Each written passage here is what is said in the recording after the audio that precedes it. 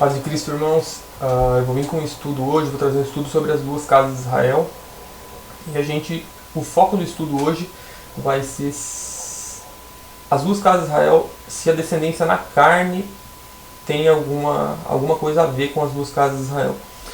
Porque surgem muitas dúvidas a respeito disso. Muitas pessoas não conhecem sobre as duas casas de Israel, o que é isso, e é uma doutrina bíblica que está lá na Bíblia.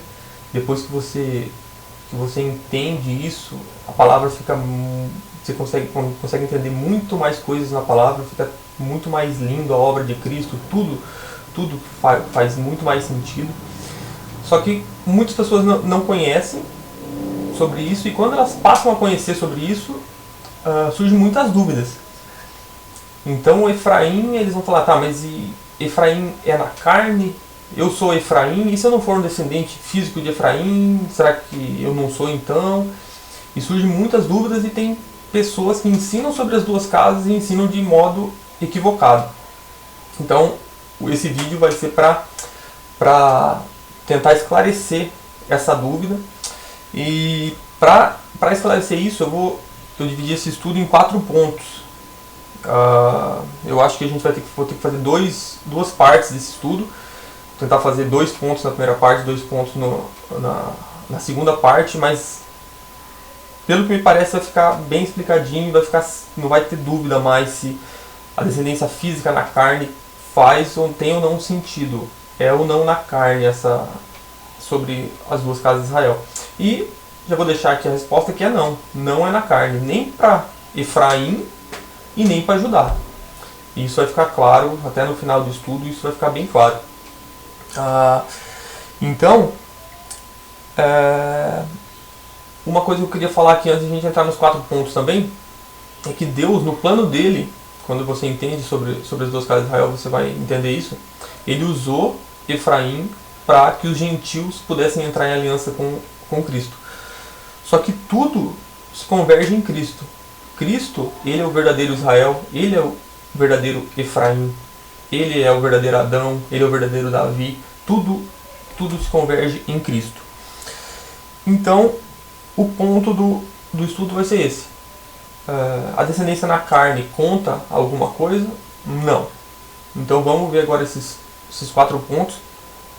O primeiro ponto que eu quero mostrar para a gente entender isso vai ser que na palavra inteira, desde o início da Bíblia, lá em Gênesis, com todos os acontecimentos que foram acontecendo no passar do tempo bíblico, Deus vai nos mostrando com eventos literais, vai nos deixando algumas dicas com tipologias de o porquê a descendência na carne não é contada.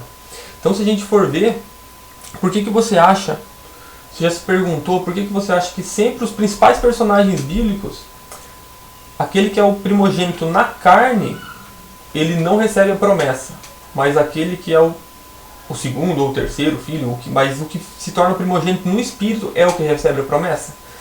Isso não é à toa que acontece assim na Bíblia, com vários personagens. É porque Deus está nos mostrando algo, Ele quer nos dizer algo com isso. Vou dar alguns exemplos. Por exemplo, Caim e Abel. Quem que foi o primogênito na carne? O primogênito na carne foi Caim, mas quem que recebeu a promessa foi Abel, certo? Depois a gente pode pegar outro exemplo de Ismael e Isaac.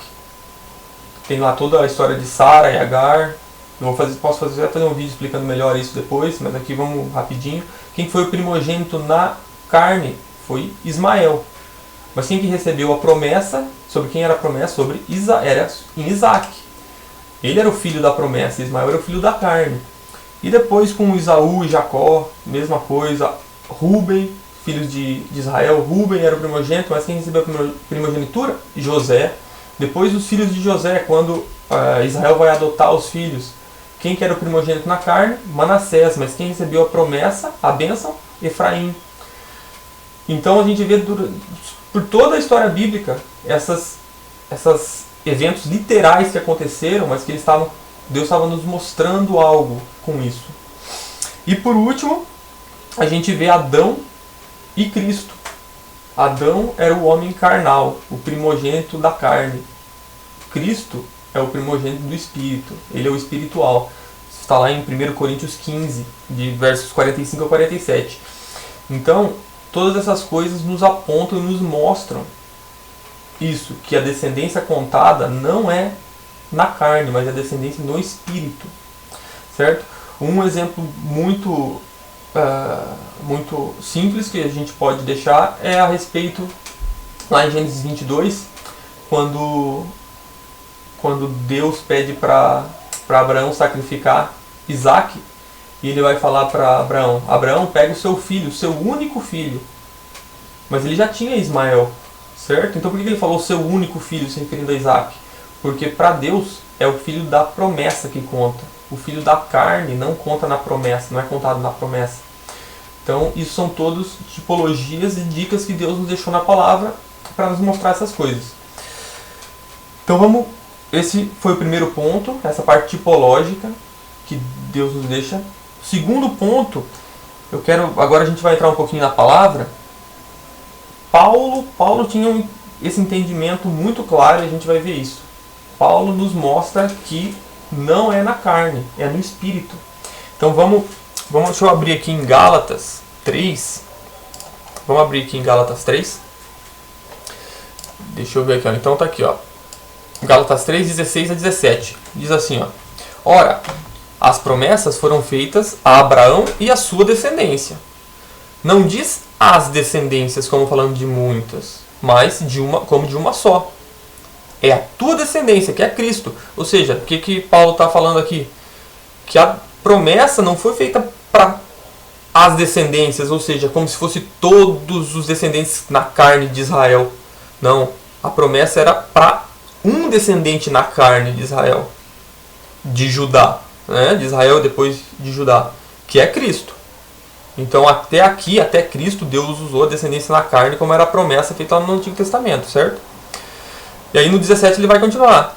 E que tendo a aliança anteriormente confirmada por Deus em Cristo, a lei que veio 430 anos depois, não a invalida de forma a abolir a promessa. Ou seja, a lei dada lá no Sinai, 430 anos depois, ela não invalidou aquela promessa feita para Abraão, de que da descendência dele todas as famílias da terra seriam abençoadas. Todas as famílias da terra. Ou seja, a lei depois não anulou aquela promessa. E ele não estava falando sobre as descendências de Abraão, todos os descendentes na carne, mas um só, que é Cristo. Ou seja, o descendente é Cristo. É assim, em Cristo que tudo ia se cumprir. E se a gente vir mais aqui embaixo, nos versículos 28 e 29, isso fica mais claro ainda. Então por isso, hoje, agora não tem mais judeu nem grego. Ou seja, não tem Judá nem Efraim, gentil nem judeu, nem servo nem livre, não há macho nem fêmea, todos sois um em Cristo. E o 29 deixa muito claro que se a gente é de Cristo, então nós somos descendências de Abraão e herdeiros conforme a promessa.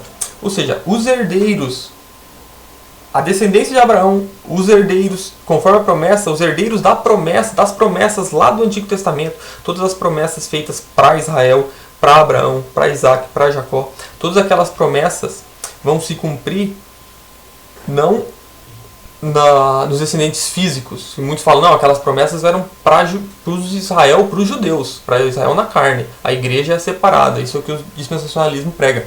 Mas isso é um equívoco. Porque todas aquelas promessas, essa promessa dita aqui em Gálatas 3:29, ele está se referindo a todas aquelas promessas dadas para Abraão e para Israel. E se cumpre aonde aquilo? Nos descendentes de Abraão. E quem são os descendentes de Abraão? Segundo Paulo, os que estão em Cristo.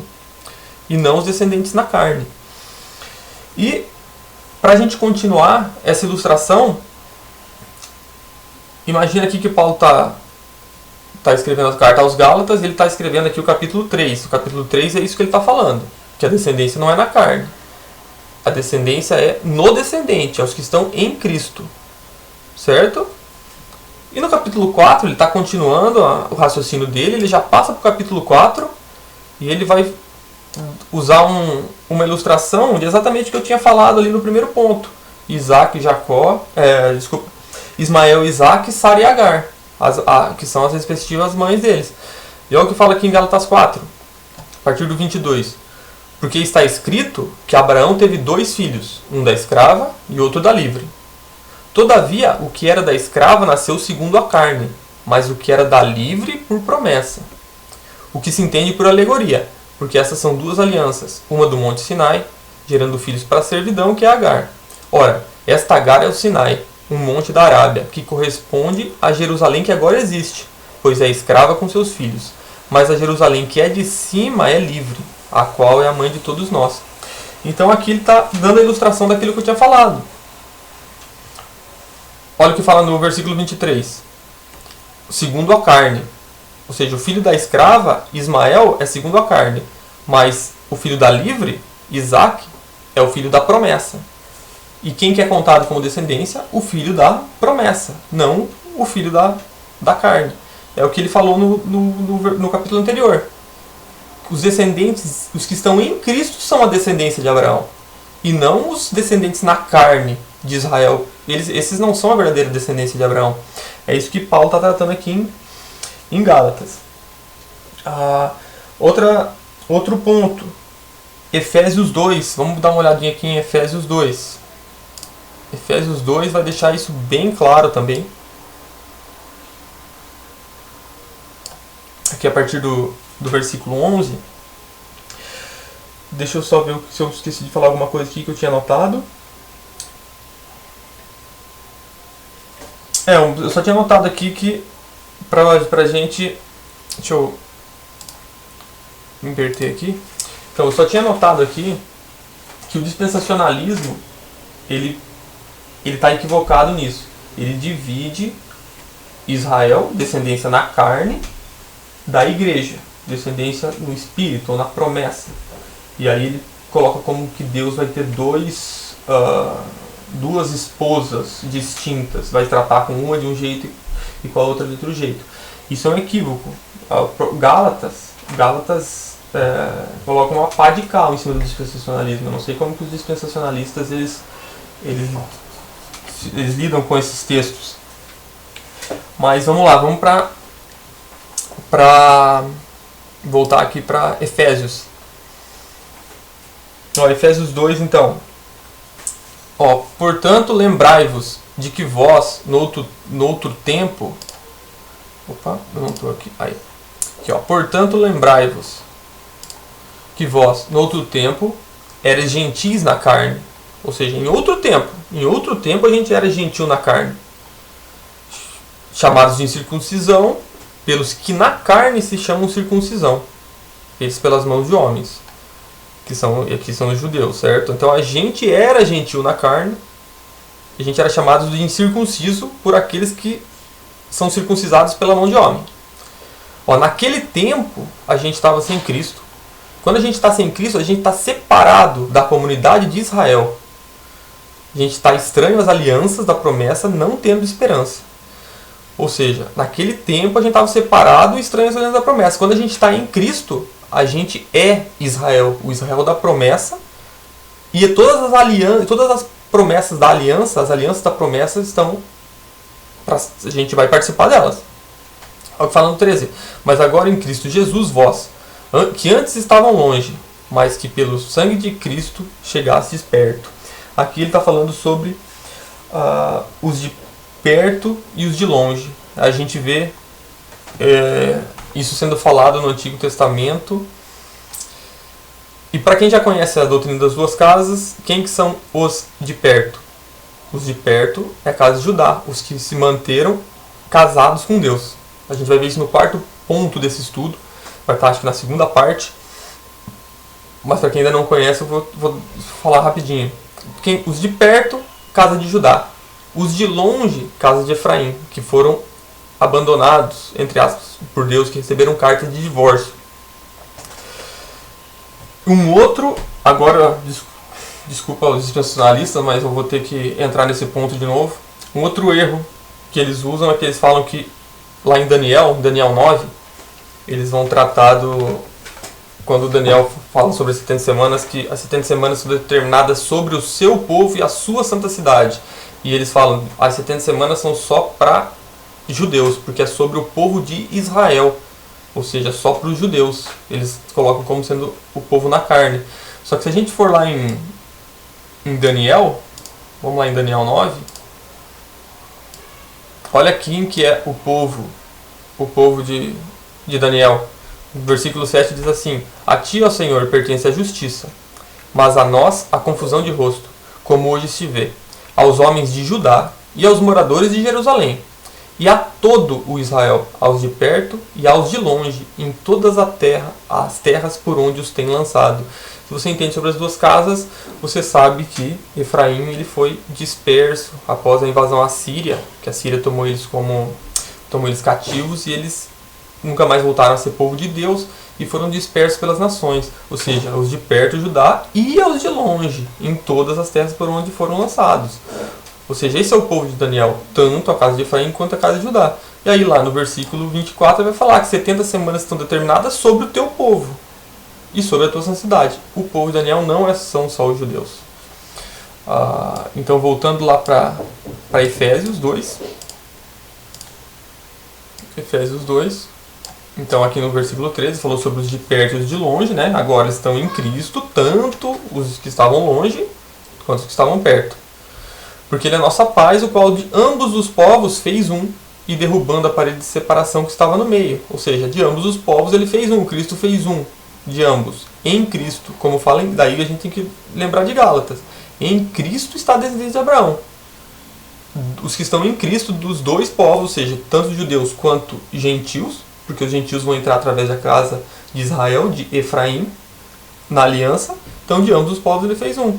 Na sua carne ele desfez a inimizade, para criar em si mesmo dos dois um novo homem, fazendo a paz, e pela cruz reconciliar ambos com Deus em um corpo, matando com elas inimizades.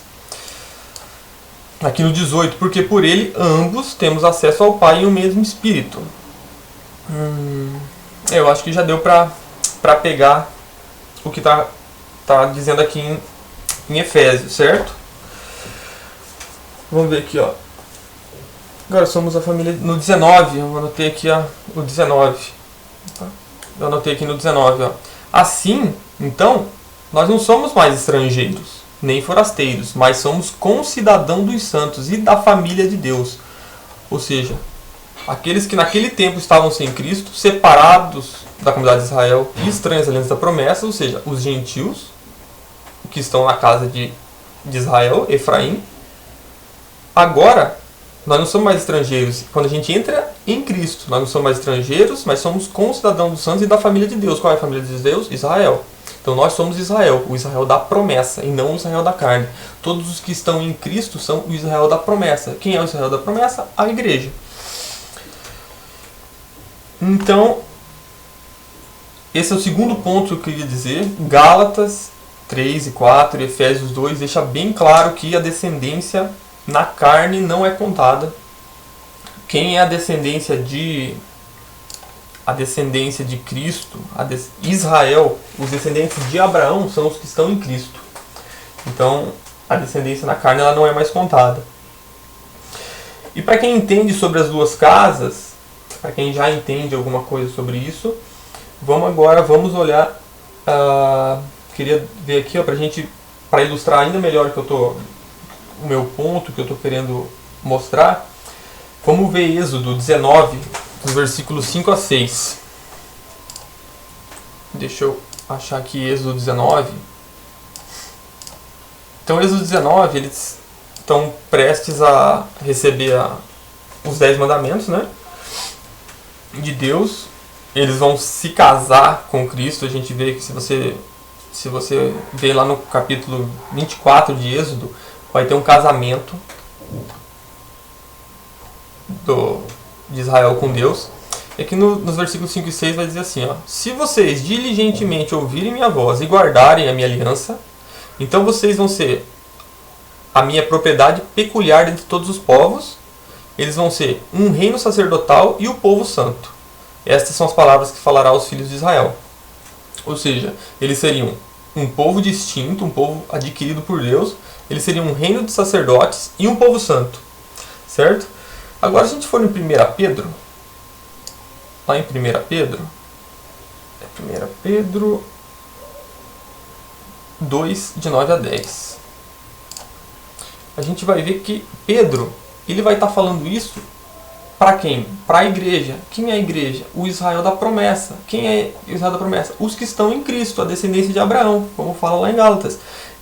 Ele vai falar exatamente a mesma coisa para eles. Vão falar, mas vós, ou seja, os gentios e os judeus que estão em Cristo, são a geração eleita, o sacerdócio real, a nação santa, o povo adquirido, para que anuncieis as virtudes daquele que vos chamou das trevas para a sua maravilhosa luz. Então, o que Pedro está falando? Ele está falando exatamente aquilo para o Israel da promessa. Eles são a geração eleita, o sacerdócio real, a nação santa e o povo adquirido, não os descendentes na carne. Aquela promessa feita lá em Êxodo era para Israel da promessa, os que estariam em Cristo, e não para o Israel da carne. Todas as promessas que a gente vê da antiga aliança, as promessas que a gente vê no Antigo Testamento, elas não se cumprem no Israel na carne. Não vai ter um povo judeu que tem promessas para receber. Existe um Israel, é os que estão em Cristo, e todas as promessas são para esses. E no versículo 10 aqui do 1 Pedro 2, ele vai dizer aqui, ó, vós, que em outro tempo não era povo, mas agora sois povo de Deus, que não tinham alcançado misericórdia, mas que agora alcançaram misericórdia. Ele está citando aqui Oséias. Oséias capítulo 1, se eu não me engano, versículo 10 e 11 ali. Oséias capítulo 1, versículo 10 e 11. E Oséias 2, acho que no capítulo 22, 23, ele vai estar falando sobre isso. E Oséias, se você conhece o livro de Oséias, se você vê o contexto, ali está falando para quem? Para a casa de Israel, para Efraim. Ou seja, você acha que Pedro usou esse texto, ele falou que eles são a geração eleita, sacerdócio real, nação santa, o povo adquirido, e aí ele ilustrou com Oséias à toa? Não, é porque ele tá mostrando aqui que essa restauração, e que estes são os que recebem a promessa, os que estão em Cristo. Vamos agora, para ficar mais claro ainda, vamos para Romanos 9. Agora aqui vai ficar bem fácil de entender, para matar a charada, né? Romanos 9, de 6 a 8, vai dizer assim: não que a palavra de Deus haja faltado, porque nem todos os que são de Israel são israelitas. Então presta atenção no que Paulo está falando aqui. Ele está falando que nem todos os que são de Israel são israelitas. O que Paulo está querendo dizer com isso? Nem todos que são de Israel são israelitas, é exatamente o que ele está falando. Não é porque você é descendente na carne de Israel que você é um israelita. Ele vai explicar isso agora. No 7. Nem por serem descendência de Abraão na carne, são todos filhos. Mas quem que são os filhos? Mas em Isaac será chamada a tua descendência. Lembra que eu expliquei sobre Sara e Agar? Que Paulo está falando lá em Gálatas 4 e que ele está ilustrando em Gálatas 3. Ou seja, não é porque você é descendente de Abraão na carne que você é filho, mas é em Isaac que é chamada descendência. E quem era Isaac? Era o filho da promessa, e não o filho da carne. Então é exatamente isso que eu estava explicando, que Paulo está falando aqui. E no versículo 8 ele mata e explica, né? Ele deixa bem claro, ele fala assim: isto é, não são os filhos da carne que são os filhos de Deus, mas os filhos da promessa que são contados como descendência. Então Romanos 9, 8 e Gálatas 3, 29, Paulo está mostrando exatamente a mesma coisa. Lá em Gálatas 3, 29, Paulo fala assim: se você é de Cristo, você é descendente de Abraão e herdeiro da promessa. Ou seja, você é o Israel da promessa. E aqui ele está falando exatamente isso, em Romanos 9, 8. Os filhos da carne não são filhos de Deus, mas os filhos da promessa são contados como descendência. Então acho que ficou bem claro essa parte, que Paulo ele tinha esse entendimento, que tanto Efraim como Judá, a descendência na carne para as duas casas de Israel não conta. Que eu vejo muita gente falando: mas eu fiz lá um teste de DNA e eu sou judeu mesmo, judeu, meu tataravô era judeu. Pô, muito legal, mas isso não, depois, com a morte e a ressurreição de Cristo, isso não vale mais nada, você ser judeu na carne. Ou falar: mas eu sou descendente da tribo de Naftali, da tribo de Gade, Eu sou Efraim na carne. Pô, legal se você for, mas também não importa nada. Agora em Cristo isso não importa mais nada. Então a descendência ela não é contada na carne. E a parte 2, vou fazer a segunda parte desse estudo. Deixa eu ver aqui porque já deve ter ficado 25 minutos, já está grande. Mas eu vou fazer a segunda parte desse estudo. Na segunda parte desse estudo eu vou ver mais 2 pontos. E aí vai ficar mais claro ainda. A gente vai ver que tudo se cumpre em Cristo. Tudo converge em Cristo. Então não pode ser mais na carne. Se tudo se cumpre em Cristo, a gente vai ver que Cristo, ele é o Israel, o verdadeiro Israel da promessa. Ele é o verdadeiro Efraim. Ele cumpre as alianças, é com ele o casamento, ele faz a restauração de tudo. Tudo se converge em Cristo. Tudo é em Cristo. A descendência na carne não é mais contada. E para vocês verem como Paulo entendia isso, para a gente terminar essa primeira parte, vamos abrir 2 Coríntios 1. 2 Coríntios 1, verso 20. Paulo vai dizer aqui, ó. Porque todas quantas promessas há de Deus, ou seja, todas as promessas que Deus fez, desde lá de Gênesis, são nele que é em Cristo, o sim, e por ele o amém, para a glória de Deus por nós. Ou seja, tudo converge em Cristo. Correto? E Efésios 1, lembra que a gente viu Efésios 2? Efésios 2 ele vai estar no contexto explicando o que ele falou no 1. Ou seja, ambos os povos fez um, os de longe e os de perto. Aquela restauração das duas casas que ele está mostrando ali no 2, ele está explicando o que ele começou a falar aqui. E olha o que ele fala no versículo 9 e 10. Descobrindo-nos o mistério da sua vontade, segundo o seu beneplácito, de tornar a congregar ou a convergir em Cristo todas as coisas. Ou seja, tudo aquilo que aconteceu no Antigo Testamento, literalmente, vai convergir em Cristo.